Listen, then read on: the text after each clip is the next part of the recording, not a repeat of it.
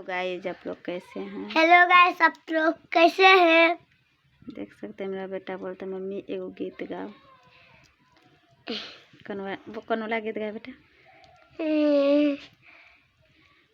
बेटा गीत बिहार वाला। बिहार वाला? तुम बिहार करेगा? हाँ?